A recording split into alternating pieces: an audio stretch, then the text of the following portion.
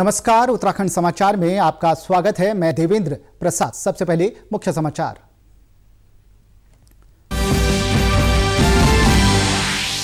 गृह मंत्रालय ने अनलॉक 4 के दिशा निर्देश किए जारी। स्कूल और कॉलेज 30 सितंबर तक रहेंगे बंद। उत्तराखंड में बाहर से आने वाले लोगों पर लगी पाबंदी हटी।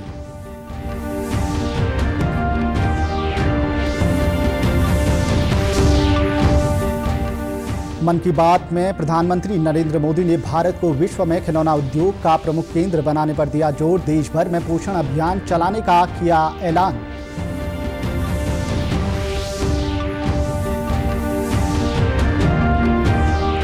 उधम सिंह नगर जिले में कोरोना संक्रमण रोकने के लिए बढ़ाई गई टेस्टिंग। रोजाना हो रहे हैं 1500 से 2000 टेस्ट। राज्य में 18,500 के पार कुल आंकड़ा।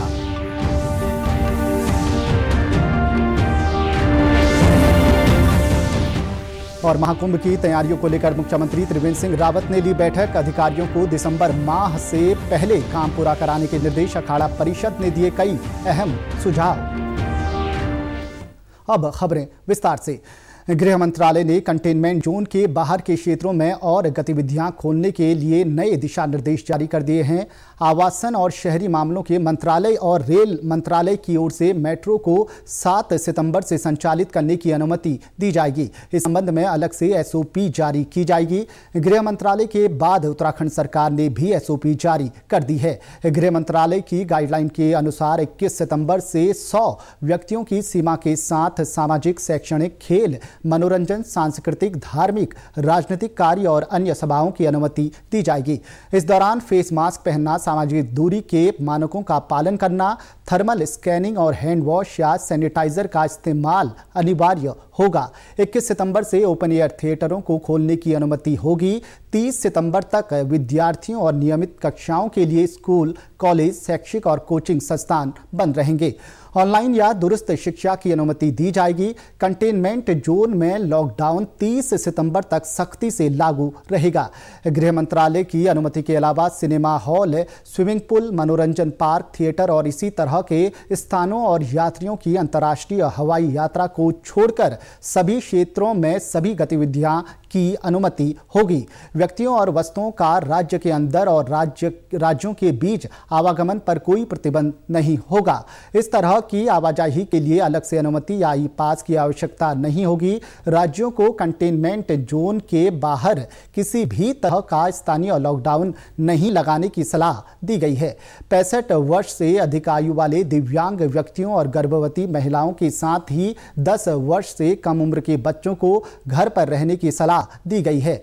उत्तराखंड में प्रतिदिन 2000 लोगों को अनुमति की पाबंदी हटा ली गई है। अब सभी लोग उत्तराखंड आ सकेंगे। हालांकि राज्य में आने वाले लोगों को देहरादून स्मार्ट सिटी की वेबसाइट पर पंजीकरण कराना अनिवार्य किया गया है। बॉर्डर चेकपोस्ट पर पंजीकरण दस्तावेज दिखाने की शर्त को नहीं हटाया गया है। इसी तरह से क्वारंटीन होने के पहले के नियम ही प्रभावी माने जाएंगे।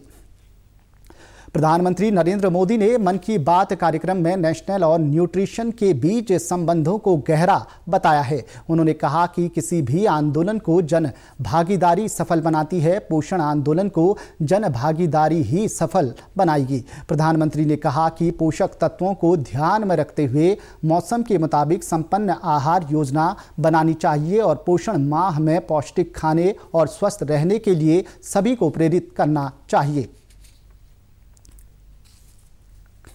हमारे यहाँ के बच्चे, हमारे विद्यार्थी अपनी पूरी क्षमता दिखा पाएं, अपना सामर्थ्य दिखा पाएं, इसमें बहुत बड़ी भूमिका न्यूट्रिशन की भी होती है, पोषण की भी होती है। पूरे देश में सितंबर महीने को पोषण माह, न्यूट्रिशन मंथ के रूप में मनाया जाएगा। नेशन और न्यूट्रिशन का बहुत गहरा संबंध होता है। हमारे यहाँ एक कहावत है, यथा अन्नम तथा मन्नम, यानी जैसा अन्न होता है वैसा ही हमारा मानसिक और बौद्धिक विकास भी होता है। उन्होंने मन की बात कार्यक्रम के माध्यम से भारत को खिलौना उद्योग का बहुत बड़ा हब बनाने का आह्वान किया।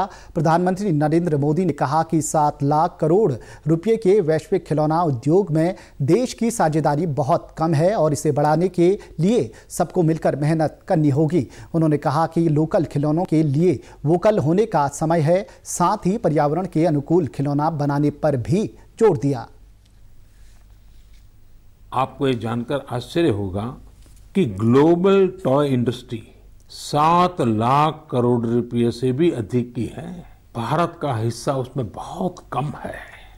अब आप सोचिए कि जिस राष्ट्र के पास इतनी विरासत हो, परंपरा हो, विविधता हो, युवा आबादी हो, क्या खिलौनों के बाजार में उसकी हिस्सेदारी इतनी कम होनी हमें अच्छा लगेगा क्या? इसे आगे बढ़ाने के लिए देश को मिलकर मेहनत करनी होगी। उधम सिंह नगर जिले में कोरोना का संक्रमण लगातार बढ़ता जा रहा है। संक्रमण के खतरे को देखते हुए स्वास्थ्य विभाग ने पूरे जिले में जांच का दायरा बढ़ाया है। जिले में रोजाना 1500 से 2000 लोगों के सैंपल लिए जा रहे हैं। जिले में 1245 एक्टिव केस हैं। अब तक 21 कोरोना मरीजों की मौत हो चुकी है। कोरोना नोडल अधिकारी डॉक्टर अविनाश खन्ना ने बताया कि बढ़ते कोरोना संक्रमण पर रोक लगाने के लिए सैंपलिंग बढ़ाई गई है। सर्विलांस टीम के साथ ही आशा और आंगनबाड़ी कार्यकर्तियों का सहयोग लिया जा रहा है। कोरोना संदिग्ध लोगों को जांच के लिए प्रेरित किया जा रहा है। इसके अतिरिक्त जो है हमारी टीम लगातार जो है सर्विलांस में भी लगी हुई है। आशाओं के, आंगनबाड़ियों की सेवाएं ले रही है, जो घर घर टीमें जाके जो है हमारे कोमॉर्बिड कंडीशंस के जो व्यक्ति हैं उनकी पहचान कर रही है। किसी को बुखार है तो उसकी पहचान कर रही है और उनको भी चिन्हित करके उनको जो है सैंपलिंग के लिए प्रेरित कर उनकी सैंपलिंग की जा रही है, जिससे हम लोग जो है एक तरीके से जो है उन लोगों को जो है मेन स्ट्रीम में लाके उनकी पहचान कर पा रहे हैं। कोरोना जांचकर्ता अधिकारी सुरेंद्र गुप्ता का कहना है कि प्रशासन के निर्देश पर जगह जगह कोरोना की जांच की जा रही है। उन्होंने लोगों से जांच में सहयोग की अपील की है। हम लोग प्रशासन के आदेश पर यहाँ न्यायालय परिसर में सब लोग जितने भी कर्मचारी अधिकारी लोग हैं सबका RT-PCR दिल्ली को टेस्ट भेज रहे हैं कोविड का, और हमारी अपील है कि ज़्यादा से ज़्यादा लोग भागीदारी करें, ज़्यादा से ज़्यादा टेस्टिंग कराएं, जिससे ये मालूम हो सके कि हम कोविड कहाँ है उसको कंट्रोल किया जाए। वहीं न्याय विभाग के आवासीय परिसर में कोरोना जांच करा रही महिला रीता द्विवेदी और मालती का कहना है कि प्रशासन की ये अच्छी पहल है। उन्होंने कहा कि हम सब मिलकर इस मुसीबत से छुटकारा पा सकते हैं। यहाँ कोरोना टेस्ट आज हुआ है, लोगों ने साथ दिया, बढ़ चढ़ कर टेस्ट दिया और सरकार की मुहिम बहुत अच्छी है कि ताकि लोगों को इससे जागृत कर रहे हैं, लोग समझदार हों और आगे बढ़ें, अपना टेस्ट कराएं सरकार का, और हम लोग का सबका इसमें भला होगा। राज्य में कोरोना के मामले लगातार बढ़ते जा रहे हैं। स्वास्थ्य विभाग की ओर से शनिवार देर रात जारी हेल्थ बुलेटिन के अनुसार राज्य में कल कोरोना के कुल 658 नए मामले सामने आए। अब राज्य में 5735 एक्टिव केस हैं। 12524 लोग स्वस्थ होकर घर जा चुके हैं, जबकि अब तक राज्य में 250 लोगों की मौत हो चुकी है। 2021 में हरिद्वार में होने वाले महाकुंभ मेले के आयोजन को लेकर मुख्यमंत्री त्रिवेंद्र सिंह रावत के साथ अखिल भारतीय अखाड़ा परिषद की बैठक हुई। बैठक में अधिकारी भी मौजूद रहे। मुख्यमंत्री त्रिवेंद्र सिंह रावत ने कुंभ मेले से जुड़े स्थायी और अस्थायी निर्माण कार्यों को 15 दिसंबर से पूर्व पूरा करने के निर्देश दिए। बैठक में सभी अखाड़ों के सुझावों पर मुख्यमंत्री ने नीलधारा सहित अन्य क्षेत्रों में निर्मित होने वाले स्नान घाटों के नाम 13 अखाड़ों के इष्ट देवों के नाम पर रखे जाने और 2010 कुंभ मेले की तरह इस बार भी उतने ही क्षेत्रफल में कुंभ मेले का आयोजन तथा मनसा देवी हिल बाईपास सड़क को मेले के दौरान प्रयोग में लाए जाने और आंतरिक सड़कों के निर्माण में तेजी लाने के निर्देश दिए। मुख्यमंत्री ने कहा कि इस वर्ष भी सभी अखाड़ों के सहयोग से छड़ी यात्रा आयोजित की जाएगी। धर्मस्व एवं संस्कृति विभाग इसका नोडल विभाग होगा। उन्होंने कहा कि इस आयोजन को बेहतर तरीके से संपन्न करेंगे। मेले के स्वरूप को लेकर कोरोना की तात्कालिक परिस्थितियों के अनुरूप निर्णय लिया जाएगा। अखिल भारतीय अखाड़ा परिषद के अध्यक्ष महंत नरेंद्र गिरी ने उज्जैन और प्रयागराज कुंभ की तर्ज पर अखाड़ों को बजट व अन्य सुविधाएं उपलब्ध कराने की बात रखी। अखाड़ों में साफ सफाई, अतिक्रमण को हटाने, आवागमन और पेशवाई मार्ग निर्धारण, पुलों घाटों के निर्माण में तेजी लाने का अनुरोध किया गया। कृषि सचिव हरबंस सिंह चुग ने पंतनगर विश्वविद्यालय में चुकंदर कुटकी की व्यावसायिक खेती, पर्वतीय क्षेत्रों में आलू की खेती और प्रचार प्रसार को लेकर किए जा रहे कार्यों की समीक्षा की। बैठक में कृषि सचिव हरबंस चुग ने कहा कि राज्य सरकार और पंतनगर विश्वविद्यालय के बीच बेहतर तालमेल से राज्य के विकास में महत्वपूर्ण भूमिका निभाई जा सकती है। उन्होंने कहा कि पर्वतीय क्षेत्रों में कृषि उत्पादक संगठन यानी FPO के माध्यम से क्लस्टर बनाकर किसानों को जागरूक करते हुए अधिक से अधिक लाभ पहुंचाना सरकार का लक्ष्य है। देखिए, पंतनगर विश्वविद्यालय जो है विश्व के अग्रणी विश्वविद्यालयों में से है और इसका योगदान जो है और इसका जो लाभ है वो पूरा हिंदुस्तान लाभ लेता है, लाभ उठाता है। तो राज्य सरकार और यूनिवर्सिटी के बीच में भी अच्छा बेहतर समन्वय बनाने के लिए, बेहतर सामंजस्य बनाने के लिए और इस उद्देश्य से कि यूनिवर्सिटी का कैसे ज़्यादा से ज़्यादा लाभ जो है राज्य को मिले और मेन स्ट्रीम में हम लोग कैसे एक साथ वर्क कर सकें। पंतनगर विश्वविद्यालय के कुलपति डॉक्टर तेज प्रताप ने कहा, विश्वविद्यालय और राज्य सरकार मिलकर पर्वतीय क्षेत्रों में काम करेंगे। किसानों की स्थिति बेहतर करने के लिए शोध किए जाएंगे, जिसका प्रभाव आने वाले समय में नजर आएगा। देखना ये था कि विश्वविद्यालय में क्या बदलाव लाए जाए कार्यक्रमों में कि वो पहाड़ी कृषकों के लिए अच्छे बनाए जाएँ, चाहे फसलों के लिए हो, चाहे रिसर्च के लिए हो या एक्सटेंशन के लिए हो। उसी पे चर्चा हुई, एक एक फसल को लेते हुए पूरे लोगों को लगाने के लिए प्रोजेक्ट्स के लिए बड़े अच्छे सुझाव मिले इनसे कि देखिए मिल के कैसे काम करते हैं डिपार्टमेंट और यूनिवर्सिटी। डेफिनेटली इस साल का अंत तक आप एक बदलाव देखेंगे। राष्ट्रीय ग्रामीण आजीविका मिशन के तहत स्वयं सहायता समूह और महिला समूहों को आर्थिक रूप से सशक्त बनाने के लिए ग्रोथ सेंटर स्थापित किए गए हैं। ये ग्रोथ सेंटर कामगारों को एक छत के नीचे काम की सभी सुविधाएं उपलब्ध करा रही हैं। विद्युत चालित मशीनों के प्रयोग से श्रम की बचत के साथ ही उत्पादों की गुणवत्ता में भी सुधार हुआ है, जिससे उत्पादों की मांग राज्य और राज्य के बाहर बढ़ने से कामगारों की आर्थिकी मजबूत हो रही है। चंपावत जिले के लोहा घाट में परंपरागत लोह शिल्प कारीगरों का एक छत के नीचे काम चल रहा है। परियोजना निदेशक विमी जोशी ने बताया कि इससे गुणवत्ता में सुधार आया है और विपणन की व्यवस्था से आमदनी भी बढ़ी है। भारत सरकार की एक महत्वाकांक्षी योजना है राष्ट्रीय ग्रामीण आजीविका मिशन।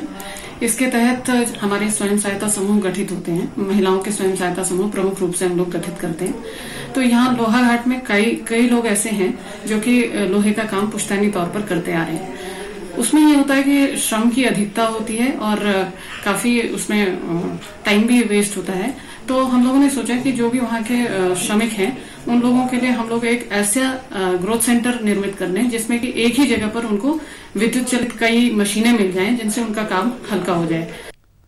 ग्रोथ सेंटर में काम कर रहे अमित बताते हैं कि लोहा घाट लोह उपकरणों के लिए प्रसिद्ध रहा है। यहाँ के 100 से अधिक परिवार अपना परंपरागत काम कर रहे हैं। ग्रोथ सेंटर में मशीनें लगने से उनको काफी मदद मिली है। हम लोग पहले इस काम को हमारा जो ये है पूरे उत्तराखंड में ये बहुत फेमस माना जाता है। हमारे लोहा घाट की कढ़ाइयाँ, लोहा घाट के बर्तन, क्योंकि ये कला हमारी अब धीरे धीरे क्या है कि अब लोग जो पुराने लोग हैं वो हमारे अब धीरे धीरे वो कम हो गई, तो हमारी लोहे की जो माता कारीगर वो कम हो जा रहे हैं। तो हम लोग क्या है अब एक भारत सरकार की स्कीम जो चल रही है इसके तहत जिला प्रशासन ने हमें ये मशीनें अवेलेबल कराई है। जैसे कटिंग मशीन है हमारी, ये आपका गहरा करने मोल्डिंग मशीन है सर, ये अवेलेबल कराई है, सारी मशीनें अवेलेबल। इससे क्या है हमारी जो डिमांड दिल्ली, बॉम्बे, हर जगह हमारी जो स्टॉल लगते हैं उसमें हमारी डिमांड इसकी लोहे की बहुत ज़्यादा होगी। महिला समूह से जुड़ी सुनीता बताती हैं कि ये उनका पुश्तैनी काम है, पहले ज़्यादा समय लगता था। समूह से जुड़ी एक अन्य महिला बताती हैं कि मशीन लगने से उनकी आमदनी भी बढ़ी है।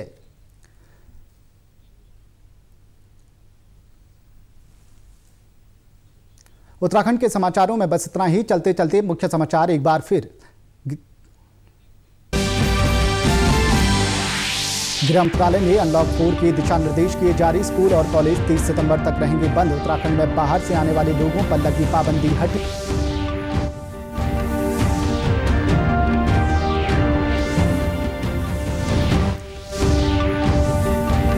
मन की बात में प्रधानमंत्री नरेंद्र मोदी ने भारत को विश्व में खिलौना उद्योग का प्रमुख केंद्र बनाने पर दिया जोर। देश भर में पोषण अभियान चलाने का किया ऐलान।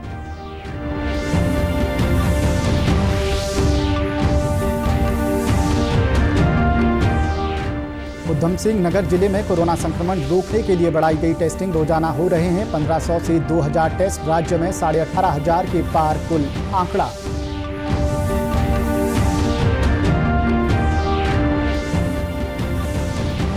और महाकुंभ की तैयारियों को लेकर मुख्यमंत्री त्रिवेंद्र सिंह रावत ने ली बैठक। अधिकारियों को दिसंबर माह से पहले काम पूरा कराने के निर्देश। अखाड़ा परिषद ने दिए कई अहम सुझाव। उत्तराखंड की खबरों के लिए आप हमसे सोशल मीडिया पर भी जुड़ सकते हैं। हमारा ट्विटर हैंडल है DDNews_देहरादून। हमारा फेसबुक पेज है DD News उत्तराखंड और हमारे YouTube channel DD News Uttarakhand को भी सब्सक्राइब करें। इसी के साथ समाचार समाप्त हुए। नमस्कार।